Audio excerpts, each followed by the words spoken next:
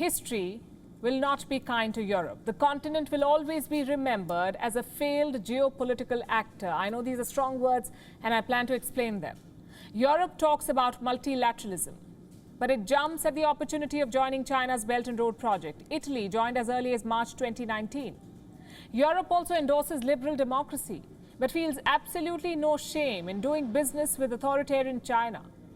The virus from China killed more than 1 million people in Europe, shattered Italy and France in the first wave of 2020. How did the bloc react? In December 2020, the EU signed an investment agreement with China. The press release said China has committed to a greater level of market access for EU investors than ever before, including some new important market openings. Basically, Europe got sold out. It prioritized business over values. President of the European Commission, Ursula von der Leyen, said, and I'm quoting again, "Today's agreement is an important landmark in our relationship with China for our values-based trade agenda." Executive Vice President and Commissioner for Trade, Valdis Dombrovskis, said that this deal anchors our values-based trade agenda with one of our largest trading partners. The truth is, when it comes to diplomacy, Europe knows no values. It's always money over morals, trade over ties, and market over multilateralism. And this is the only way you can explain Europe's repeated wooing of the dragon. A virtual summit was held on the 5th of July. In attendance was Chinese President Xi Jinping, German Chancellor Angela Merkel, and French President Emmanuel Macron. What was the summit about? International trade, climate protection, and biodiversity. That's what Merkel's office says. Quick reminder, China's trade practices are predatory. Watch the news. Also, the virus from China threw sustainable development out of the window by pushing 150 million people into extreme poverty. But Merkel and Macron believe that they can talk climate and trade with China. Merkel's office had this to say. The conversation also revolved around cooperation in the fight against the COVID-19 pandemic, global vaccine supply, and international and regional issues. Vaccine supply, is that a cause that Europe wants to champion? Because last we checked, it was blocking India's move for patent waivers. The truth is, these talks are all about business. Germany is China's leading trade partner in the EU. It accounts for over half of the EU's exports to China. Germany's exports to China helped Berlin pull off a V-shaped recovery since the financial crisis of 2008. And now, when the world is in the middle of an unprecedented economic blow, Germany is once again piggybacking on China, or hoping to. You see, the US is Germany's biggest overall trading partner, but orders from America have dropped since 2020. But the demand from China has only risen. So it helps Germany to not take a stand against China or take a clear stand in the Indo-Pacific.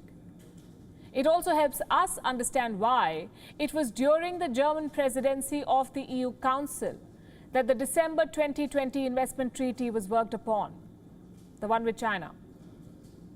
The treaty will be ratified in the first half of 2022, right around the time when the EU Council presidency passes to France. Again, Paris has openly denied any threat from China. In June, Emmanuel Macron said that China is not a threat for Europe since the two do not share a border. Well, what about the threat posed by China to global security? Again, it doesn't matter. For France too, it's all about business. Beijing is France's 7th largest customer and 2nd largest supplier. Germany and France wooing China stand in contrast to Europe's strategy of reducing economic dependence on Beijing. The bloc is reportedly working towards rethinking supply chains, becoming self-reliant, self-sufficient. Last month, I spoke to Slovenia's Prime Minister, Janez Janša, and he said that when it comes to China, the European Union has put its own interests above its values.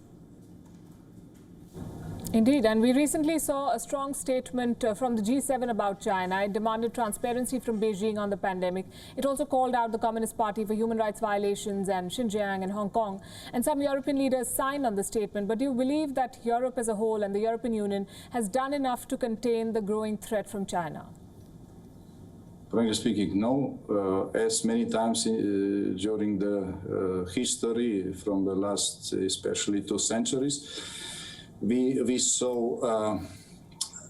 are seeing understatement of the situation. We are seeing behavior where the values are second and economic interests are first. What then do you make of statements like the one that came from French President Emmanuel Macron, who said that we don't share a border with China, so for us China is not a threat? The world is global today, and China is very present in Europe. It's even strongly present in our neighborhood in Africa, in the Mediterranean basin. We don't have border with China, but what are the borders now?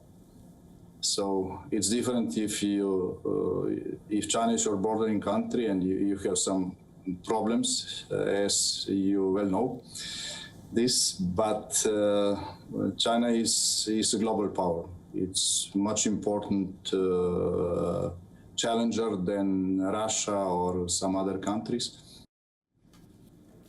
China is a threat in Europe and Africa, but statements from the recent summit say European leaders Merkel and Macron are looking to cooperate with China and Africa. It doesn't add up, does it? During the same interview, Prime Minister Janša also told us that when Slovenia assumes the EU Council presidency, it will not cross the line when it comes to doing business with China. On the 1st of July, Slovenia assumed the Council presidency. Will it now walk the talk, pull up France and Germany? How long will it take before big European players realize that when it comes to China, it's only a matter of time before Beijing weaponizes economics and strikes you hard? And you don't need a common border for that. Europe should have known this by now. There's a reason why history remembers it for always standing on the wrong side. WION is now available in your country. Download the app now and get all the news on the move.